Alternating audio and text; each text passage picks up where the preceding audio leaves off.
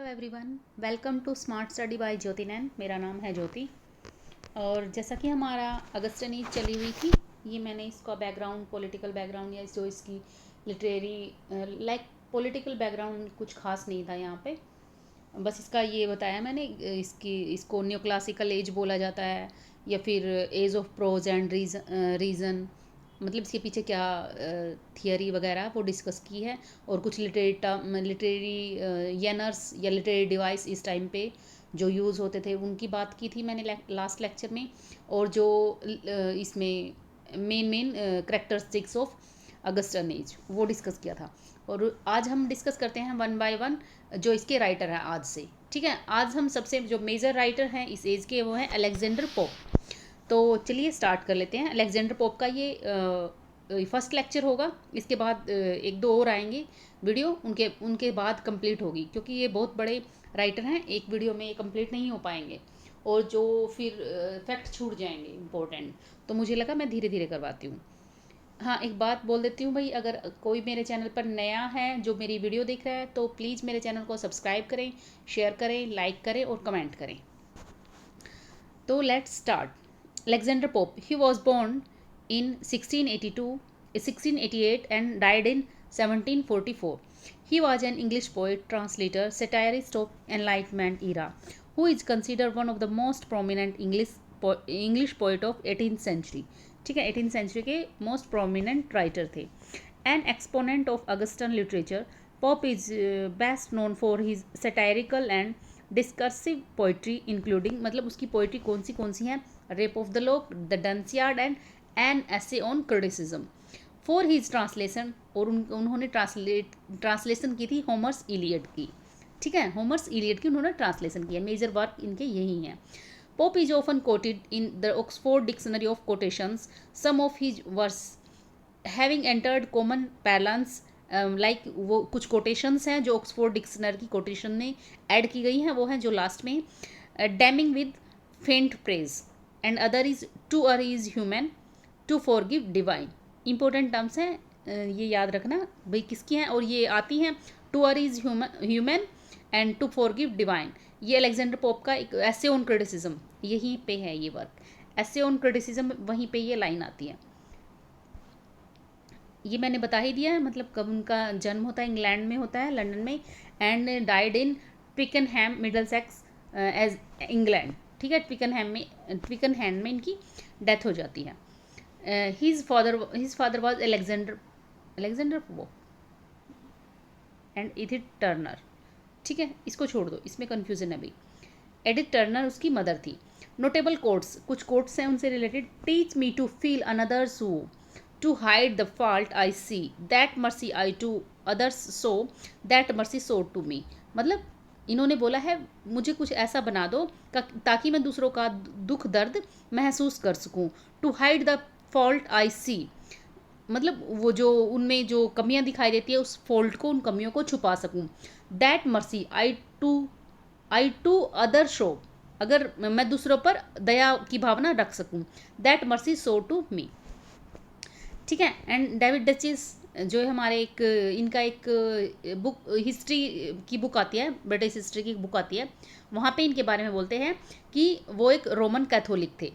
A time when Roman Catholic in England still suffered civil disability, he was sickly and malformed. मतलब इन्होंने बताया, एक minute, कि वो रोमन कैथोलिक थे और काफ़ी बीमार रहते थे, और माल फॉर्निस मतलब वो उनका जो बॉडी स्ट्रक्चर था, जो उनकी हाइट थी वो 4 फीट ही थी। ठीक है, और काफ़ी बीमारियों से भी काफ़ी ग्रसित रहते थे, डिसेबिलिटी थी उनमें बहुत सारी। ठीक है, इस वजह से इनका थोड़ा चिड़चिड़ा स्वभाव भी था। डेविड डचिस ये बोलते हैं, और ये कोटेशंस हैं कुछ important. Regarding pops poetic achievement, long assets, अब यहाँ बात हो रही है लॉन्ग, ये लॉन्ग कौन है भाई, विलियम जे लॉन्ग। ठीक है, ये भी एक राइटर हैं, वो अलेक्जेंडर पोप के बारे में बोल रहे हैं। There is hardly an ideal, a brief, a doubt, a fashion, a whims of Queen Anne's time that is not neatly expressed in his poetry. मतलब यहाँ पे कुछ ही ऐसी चीज़ें छोड़ी हैं जो उन्होंने अपने वर्क में दिखाई नहीं है।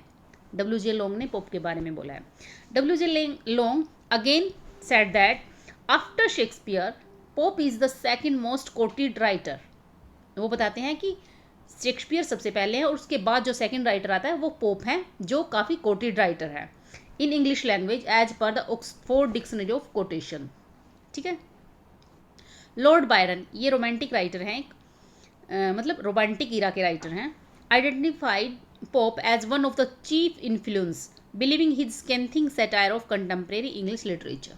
इंपॉर्टेंट विलियम जे लोंग की इंपॉर्टेंट कोटेशंस हैं। डॉक्टर जॉनसन ऑन पोप, ये डॉक्टर जॉनसन कौन है? जिन्होंने लाइव्स ऑफ पोइट इनका एक वर्क आता है 1781 के आसपास है। 8-9 साल लग गए थे शायद उसको कंप्लीट करने में इनको। 8-9 साल तो शायद इनको 8 ईयर्स तो इनको डिक्शनरी थी इनकी। जो ये सैमुअल जॉनसन है, जो डॉक्टर जॉनसन की बात कर रहे हैं हम यहाँ पे, मैं अदर राइटर पे चली गई हूँ। जो ये डॉक्टर जॉनसन है वो सैमुअल जॉनसन है, उनका एक वर्क आता है डिक्शनरी, पब्लिश इन 1755, और वो 8 ईयर्स लेते हैं ये कंप्लीट करने में। इनका जो अदर वर्क है, जो इस जहाँ पे इसकी हम बात कर रहे थे, वो वर्क था लाइव्स ऑफ पोइट। ठीक है, उसकी पब्लिकेशन मैं भूल गई हूँ। लाइव्स ऑफ पोइट इनका एक वर्क है, वहाँ पे ना ये बहुत सारे पूरा मैं भूल गई उसका, भाई कितने राइटर्स हैं वहाँ पे, ये इंपॉर्टेंट फैक्ट है। जब ये राइटर, शायद मैंने ये राइटर कर दिया है, यह रहता है। ठीक है, वहाँ पे देखते हैं इसको, थोड़ा यहाँ पे कंफ्यूजन होगा तो लीव इट, मैं आगे आने वाली स्लाइड में इसको बता दूंगी। लाइव्स ऑफ पोइट्स इनका एक वर्क है, वहाँ पे काफ़ी कुछ राइटर्स के बारे में बात करते हैं। वहाँ पे एक मतलब एक टाइप से बायोग्राफी है वहाँ पे कुछ राइटर्स की। वहाँ पे थॉमस ग्रे के बारे में बात करते हैं। जहाँ पे ये अलेक्जेंडर पोप की बात करते हैं उस वर्क में, वो बोलते हैं if Pope be not a poet where is poetry to be found. अगर अलेक्जेंडर पोप पोइट ना होते तो पोइट्री का क्या होता, ये ऐसे बोलते हैं। ठीक है, डॉक्टर जॉनसन का कंटेक्स्ट यहाँ से समझ आ गया। लाइव्स ऑफ पोइट इनका एक वर्क है, और वो जो वर्क है वो कलेक्शन ऑफ बायोग्राफीज हैं। वहाँ पे थॉमस ग्रे, अलेक्जेंडर पोप, इनकी थॉमस ग्रे से स्टार्ट करते हैं अपनी जो लाइव्स ऑफ पोइट है। Doctor Johnson acclaimed translation of Iliad as a performance which no age or nation could hope to equal. मतलब जो इनकी ट्रांसलेशन ऑफ इलियड, जो कि होमर का वर्क है, उसकी जो ट्रांसलेशन है वो बेस्ट है, इसकी इक्वल कुछ भी नहीं है। डॉक्टर जॉनसन ट्रांसलेटेड मसीहा इन 1728 इन लैटिन लैंग्वेज। पोप्स मसीहा मतलब एक वर्क है मसीहा, अलेक्जेंडर पोप ने भी इसका ट्रांसलेट किया है। और कौन से पोर्शन का ट्रांसलेट किया? वर्जिल्स 4th इकोलोग, और डॉक्टर जॉनसन ने भी। Which was said to predict the birth, मतलब यहाँ पे किस चीज़ के बारे में बात हो रही है? मतलब बर्थ ऑफ क्राइस्ट के बारे में बात हो रही है। भाई उनका प्रेडिक्ट मतलब प्रेडिक्ट करना, प्रेडिक्शन करना, भविष्यवाणी करना। उनके भविष्यवाणी करते हैं भी जो क्राइस्ट है उनका जन्म होने वाला है, इस टाइप से बातें हैं। तो या बस इतना याद रखना, मतलब मसीहा किससे रिलेटेड है। Voltaire said about pope the best poet of England and at present of all the world. याद रख लेना वोल्टेयर के कोटेशन में। और फिर क्या होता है, इनका जन्म तो वहाँ पे इंग्लैंड में होता है, लंदन में, लेकिन after Jacobite rebellion which took place in 1715, Jacobite rebellion took place in 1715। इसके बाद क्या करते हैं, वो ट्विकनहैम आ जाते हैं। लास्ट लाइन देखना, ट्विकनहैम, ये यहाँ पे ट्विकनहैम आ जाते हैं, और वहाँ पे इनको बोला था वास्प ऑफ ट्विकनहैम। ठीक है, और यहीं पे इनकी डेथ भी होती है। अब कुछ मेजर्स वर्क हैं, इनके मेजर वर्क हैं। सबसे पहला है pastorals. It were some of the first poetical works of Shakespeare. Poetical works है। Pope to appear in print when they were published in 6th part of Jacob Tonson's poetical miscellany. इसको याद रखना भाई, Jacob टॉन्सन्स का जो poetical मिसेलिनीज है वो publish 1709 में हुआ है, और इस पोइटिकल मिसेलिनीज में इनके काफ़ी वर्क पब्लिश हुए हैं अलेक्जेंडर पोप के, जिनमें से पास्टोरल भी एक है। However, the pastorals had been written earlier in 1704 when the author was 16, मतलब जब वो 16 साल के थे उन्होंने ये वर्क लिखा था। लेकिन 1709 क्या है? पोइटिकल मिसेलिनीज पब्लिश इन 1709, और किसका था ये? Jacob tension. और क्यों इंपॉर्टेंट है? क्योंकि यहाँ पे अलेक्जेंडर पोप के काफ़ी वर्क इसमें पब्लिश हुए हैं। सबसे पहला तो आया पास्टोरल। अब बात करते हैं इसका येनर क्या था। Rhyme scheme, heroic couplet. ठीक है, ये हीरोइक कपलेट में लिखा गया, और मीटर कौन सा? Iambic pentameter. पोइटिकल वर्क है ना, हीरोइक कपलेट मैं काफ़ी बार डिस्कस कर चुकी हूँ, तो मैं बार बार टाइम वेस्ट नहीं करूँगी यहाँ पे। Next work very very important है, an essay on criticism, publish in 1711। ठीक है, जो मैंने अभी बताया था, एक कोटेशन आई थी इसकी, 1711 में पब्लिश है, और इसकी कुछ इंपॉर्टेंट कोटेशंस हैं 3-4, वो याद रख लेना। To err is human, to forgive divine, a little knowledge a little learning is a dangerous thing, and the third is fools rush in where angel fears to tread. ठीक है, कहाँ पे आती है, ये सबको पता होता है, कई बार हम अनकॉन्शियसली इसको यूज़ भी करते हैं, लेकिन हमें नहीं पता ये कहाँ से आई, ये अलेक्जेंडर पोप से आई, अब आपको पता चल गया। An essay on criticism is a work of both poetry and criticism. Pope attempts in this long 3-part poem, कितने पार्ट्स हैं इसमें, 3 parts, to examine neoclassical aesthetics in poetry and argue that best of the poetry is which is closest to the conception of nature। मतलब यहाँ पे बात करते हैं best kind of poetry, मतलब बेस्ट पोइट्री कौन सी है जो कि नेचर के कंसेप्ट से जुड़ी हुई है, जो नेचर के बारे में बातें करती है, उन पोइट्री को ये बेस्ट बताते हैं। ठीक है, ये 3 कोटेशन याद करनी, इसका पब्लिकेशन और ये बेस्ट पोइट्री कौन सी है। The poem written in heroic couplet, ठीक है, ये भी हीरोइक में गई है। The poem written in heroic is heavily influenced by, इनसे काफ़ी इन्फ्लुएंस है, इनका काफ़ी प्रभाव दिखाई देता है, किस का, Aristotle's poetics, Horace Ars Poetica, and Nicolas Boileau's the art le art poetic. ठीक है, written in Horatian mode, Horatian mode of satire, मतलब Horatian mode of satire it is a type of satire, और इसमें इसका ये genre है। The poem covers a range of good criticism, advice and represent many of the chief literary ideals of Pope's age. याद रखना भाई इस slide को भी। नेक्स्ट इंपॉर्टेंट वर्क है, जो वेरी वेरी इंपॉर्टेंट वर्क है, रेप ऑफ द लोक। ठीक है, मतलब कुछ भी भूल जाओ अलेक्जेंडर पोप के बारे में, रेप ऑफ द लोक नहीं भूलना है, ये बहुत इंपॉर्टेंट वर्क है भाई। और किसी को कुछ भी ना पता हो, रेप ऑफ द लोक तो सबको पता ही होता है, जो लिटरेचर के स्टूडेंट हैं। अगर उनको रेप ऑफ द लोक के बारे में नहीं पता, उसकी स्टोरी के बारे में नहीं पता, तो मतलब वो लिटरेचर के स्टूडेंट है ही नहीं, उन्होंने कुछ नहीं पढ़ा। It is a mock heroic narrative poem, first publish anonymously in Lintot's, वही आ गया, जैकोब लिंटन्स मिसेलनीज पोइम, मतलब ये भी इसी में पब्लिश हुआ है। और ये कब पब्लिश हुआ था, जो मिसेलनीज पोइम है 1709 में आई थी। ठीक है, अभी लास्ट स्लाइड में मैंने पढ़ा था ये। और इसकी पब्लिकेशन कैसे है, रेप ऑफ द लोक 3 बार ही पब्लिश होती है, 1712 में विद 2 कैंटोज, 1740 में विद 5 कैंटोज, एंड 1717 में with additional speech of Clarissa. ठीक है, क्लैरिसा की स्पीच है ऑन गुड ह्यूमर, इस पे है, याद रखना ये फैक्ट जो मैंने अभी बताए, 1712, 1714 and 1707। It is also an example of burlesque, मतलब वही मजाक बनाया, किसी पे सेटायर है। It was expanded and re issued, ठीक है, ये मैंने सारा बता ही दिया। The poem was based on actual incident, ये रियल इंसिडेंट पे बेस्ड है भाई।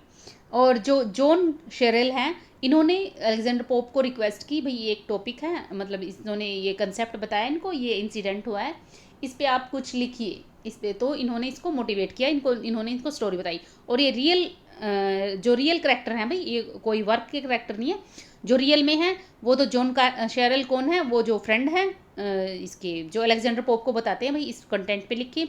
फिर अरेबेला फर्मर और हर शूटर द लॉर्ड पीटर। ठीक है, ये जो लॉर्ड पीटर हैं ये रियल करेक्टर हैं, और अरेबेला फर्मर भी। लेकिन जो फिक्शनल करेक्टर हैं जो इस वर्क में यूज़ हुए, अरेबेला फर्मर का नेम है बेलिंडा इस वर्क में, और lord Peter baron, BARON baron है। ठीक है, यहाँ से समझ चुके आप। Peter lusting Arabella had cut off a lock of her hair without her permission, मतलब ये इसकी क्या स्टोरी क्या है यहाँ पे ना, ये इसकी बिना इसकी परमिशन के, मतलब चोरी चुपके इसकी जो लॉक है, लॉक क्या होता है, जो हम ये गुत्त बनाते हैं अपने बालों की, जो चोटी बोल देते हैं जिसको, या गुत्त बोल देते हैं, गुत्त, तो इसको काट देता है, और काफ़ी कुछ फैमिली के बीच में मतलब डिस्प्यूट होता है, तो इस इंसिडेंट पे लिखी गई है।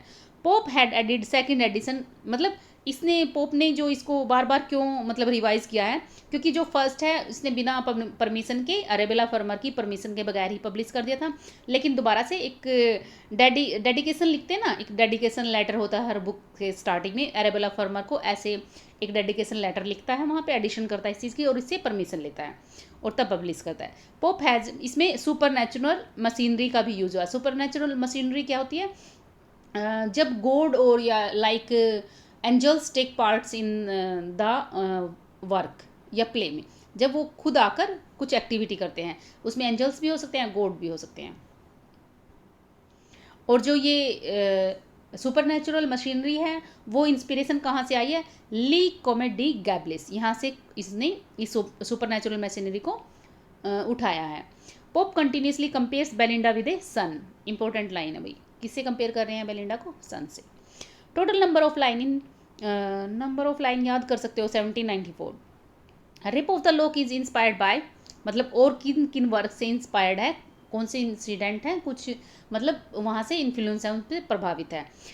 Tassoni's rape of bucket, Vida's game of chess, Boileau's le लुट्रिन, इसको याद कर लेना भाई कहाँ कहाँ से इन्फ्लुएंस है इन पे। अब प्लॉट क्या है। In the beginning of the poem pope declare that a dire offense has been committed. A lord assault a gentle belle and then proceed to tell the story.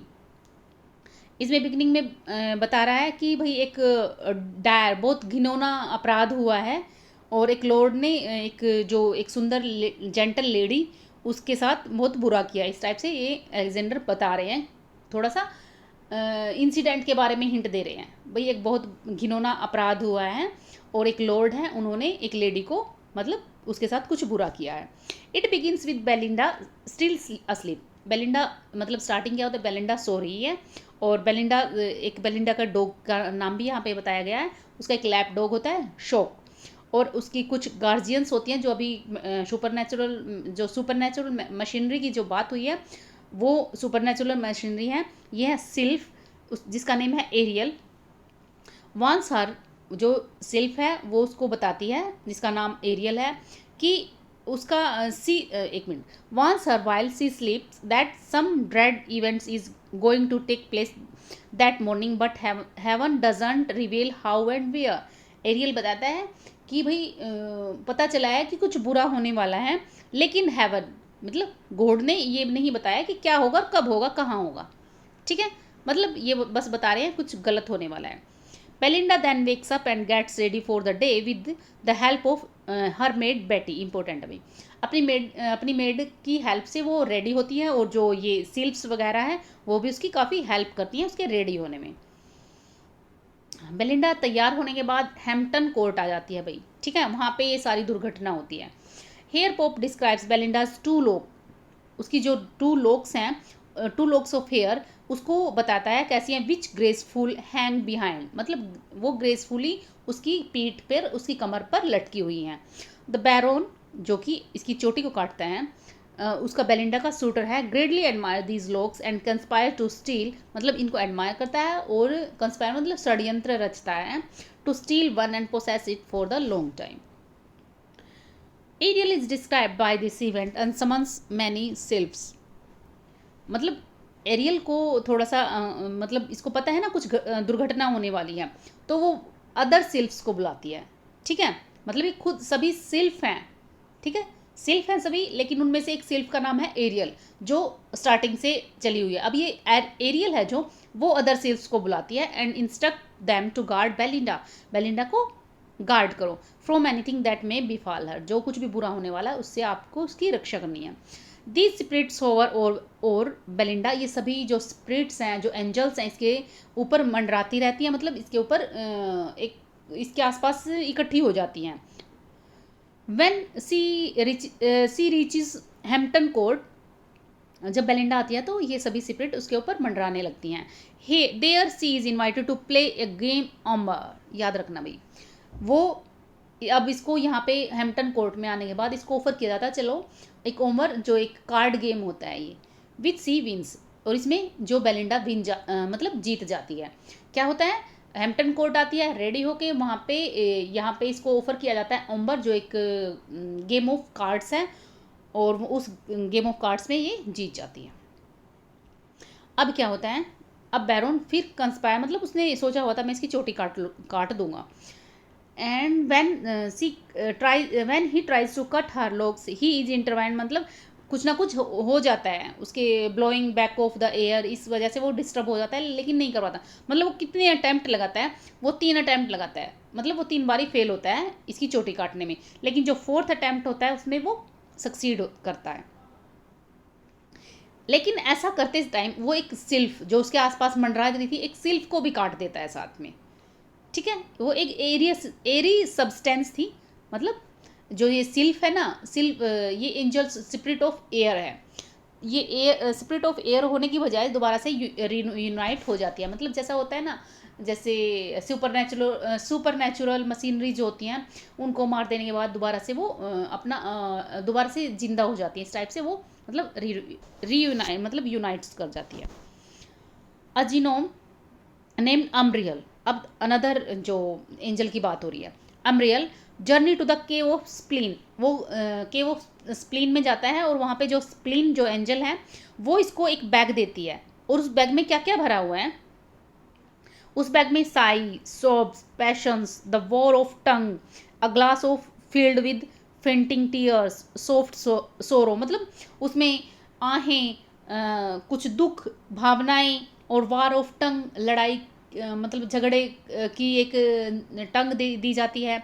A glass field with, मतलब एक glass है, fainting tears soft, मतलब उसमें बहुत कुछ चीज़ें भरी हुई हैं, और वो क्या करता है, जो एम्ब्रियल है वो स्प्लिन जो उसको एक बैग देती है इन चीज़ों से भरा हुआ, वो लाकर बेलिंडा पर उड़ेल देता है।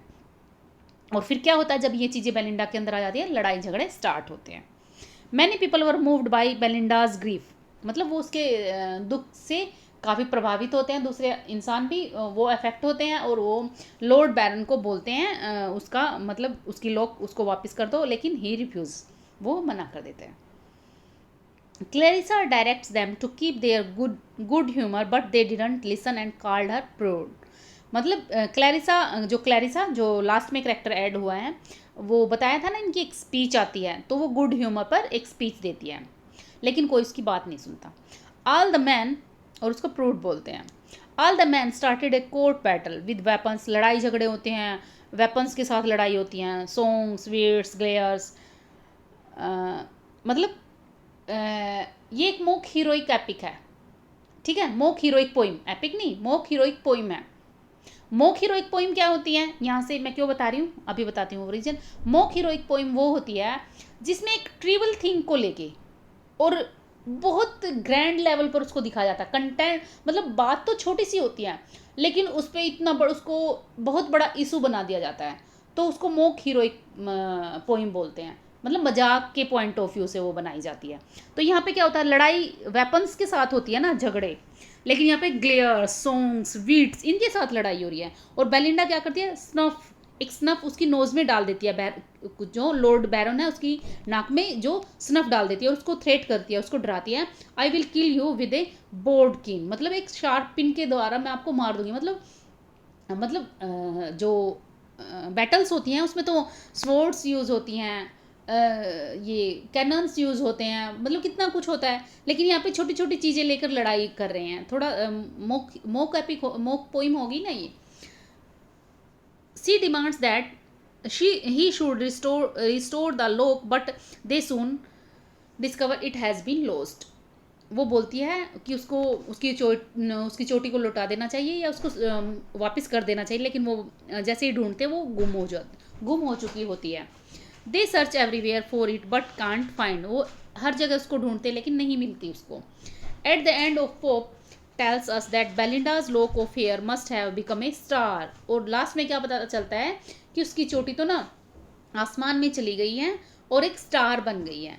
Even when we are dead and gone, और क्या मैसेज यहाँ से मिलता है कि हम सभी तो हम मर जाएंगे लास्ट में, लेकिन बेलिंडा की जो लॉक है वो फॉर एवर रहेगी आसमान में। तो आज की वीडियो को यहीं पे एंड करते हैं। क्योंकि ये काफ़ी लंबी वीडियो हो जाती। हमारे अलेक्जेंडर पोप एक मेजर राइटर हैं, बहुत अच्छे राइटर हैं, उनको थोड़ा थोड़ा करके करना ही बेटर रहेगा, ठीक है, और थोड़ी थोड़ी चीज़ें याद भी रहती हैं। तो आज की वीडियो को यहीं पे एंड करते हैं, नेक्स्ट स्लाइड में या नेक्स्ट वीडियो में आगे अलेक्जेंडर पोप को ही कंटिन्यू करेंगे। अगर आपको मेरी वीडियो पसंद आती है तो मेरे चैनल को प्लीज़ सब्सक्राइब करें, लाइक करें और कमेंट करें, अपने फ्रेंड्स के साथ शेयर भी करें। तो आज की अगर आपको कुछ सजेशन देनी है तो आप कमेंट कर सकते हो, ठीक है, मुझे क्या करना चाहिए। तो आज की वीडियो को मैं यहीं पे एंड करना चाहूँगी। Thank you for today.